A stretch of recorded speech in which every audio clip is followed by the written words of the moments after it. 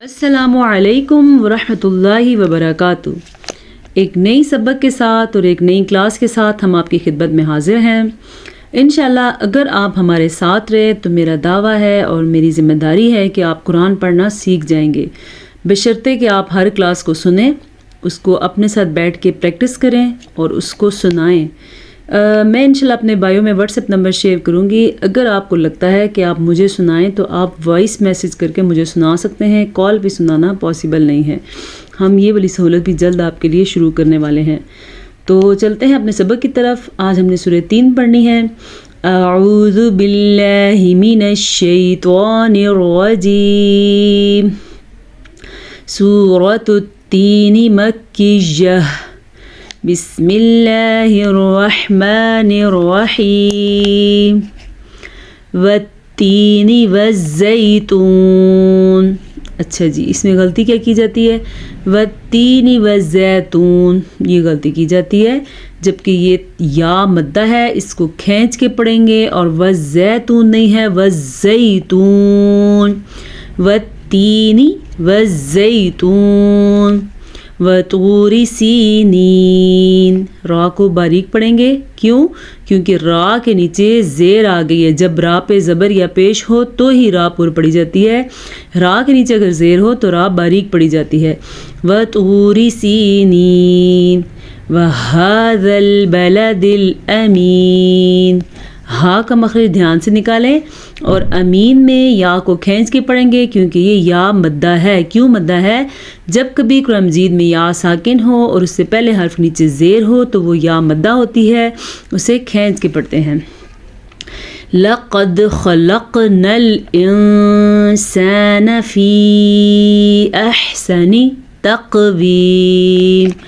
لقد، دال پہ قلقلہ ہو رہا ہے، کیونکہ دال حروف قلقلہ میں سے، حروف قلقلہ 5 ہیں، قاف، طا، با، جیم، دال۔ یہ وہ حروف ہیں ان پہ جب بھی ساکن ہو تو ان پہ قلقلہ جھٹکے کی کیفیت پیدا ہوتی ہے۔ خلقنا الانسان فی احسن تقویم ثم رددناہ اسفل سافلین۔ رددناہ میں را پر پڑھی جائے گی، دال پہ قلقلے کی کیفیت پیدا ہوگی، کیونکہ دال حروف قلقلہ میں سے ہے۔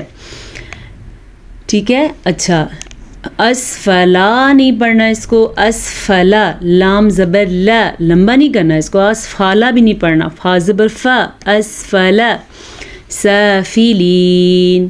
الا الذین، اچھا لوگ کیا پڑھتے ہیں؟ الا الذین، نا ذرا بھی نہیں کرنا، نون زبر نا، الا الذین آمنوا، ہاں اس کو لمبا کرنا ہے کیونکہ یہ واو مدہ ہے۔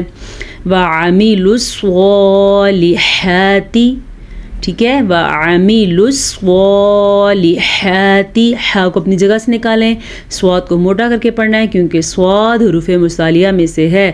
حروف مستعلیہ وہ حروف ہیں جو ہر صورت میں پر پڑھے جاتے ہیں۔ وہ کون کون سے ہیں؟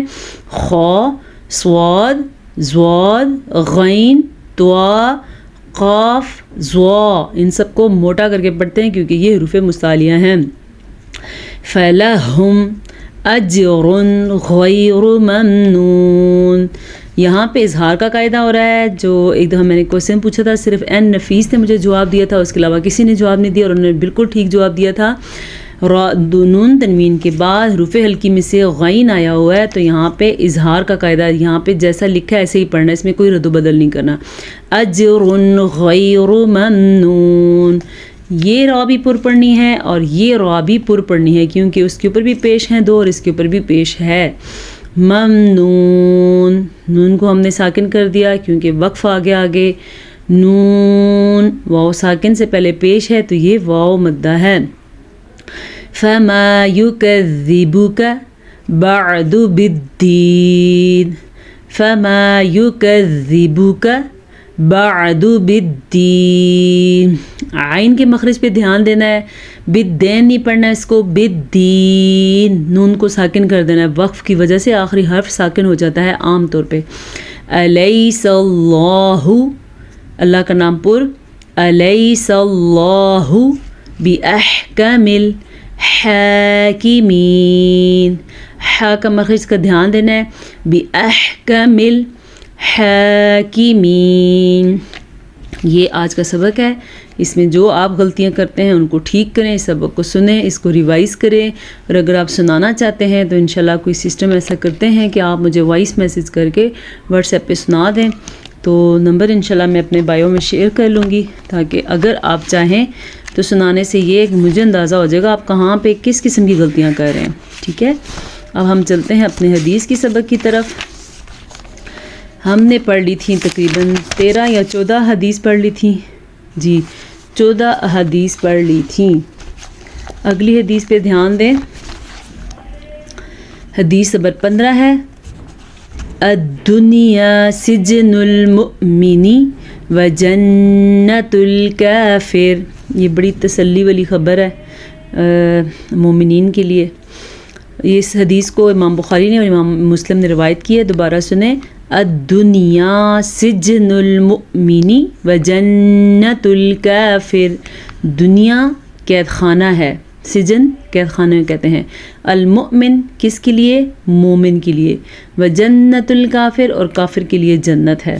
یعنی دنیا میں جب مومنین کو کوئی غم پہنچتے ہیں، تکلیف پہنچتی ہیں، مسائل پہنچتی ہیں تو وہ دل برداشتہ نہ ہو، اس کا مطلب ہے کہ وہ مومن ہے۔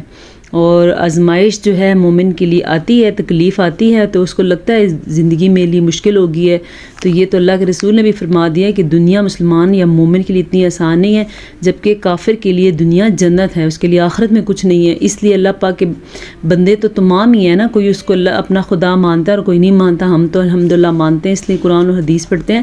تو جو نہیں مانتے اللہ ان کا بھی خالق ہے، ان کو پیدا کرنے والا ہے، تو ان کو دنیا میں ان کی نیکیوں میں یا ان جو بھلائیاں ہوتی ہیں دوسرے لوگوں کے ساتھ، اس کا صلہ دنیا میں جنت بنا دیتا ہے ان کے لیے۔ ابھی بھی آپ دیکھ سکتے ہیں جتنے کفار ہیں ان کے لیے کتنی ترقی کے راستے میں چل رہے ہیں اور کتنے آگے ہیں، مالدار ہیں، تو ہمیں اس پہ پریشان ہونے کی ضرورت نہیں ہے۔ ہمارے لیے اگر تھوڑا مشکل ہے تو انشاءاللہ اللہ پاک نے آخرت میں بہترین اجر رکھا ہے، لیکن اس میں کوئی حرج نہیں ہے کہ ہم دنیا کی آسانیوں کے لیے بھی اپنی دعا کریں اپنے لیے، اور آخرت کی آسانیوں کے لیے بھی دعا کریں۔ تو کیا مطلب ہے اس کا؟ دنیا مومن کے لیے قید خانہ ہے اور کافر کے لیے جنت ہے۔ تو کل ہم نے حدیث نہیں پڑھی تو آج ایک اور بھی پڑھ لیتے ہیں۔ حدیث نمبر 16 ہے، لا یحل لمؤمن ان یہجر اخاہ فوق 3 لیال۔ کسی بھی مسلمان کے لیے حلال نہیں کہ وہ 3 دن سے زیادہ اپنے مسلمان بھائی سے قطع تعلق رکھے۔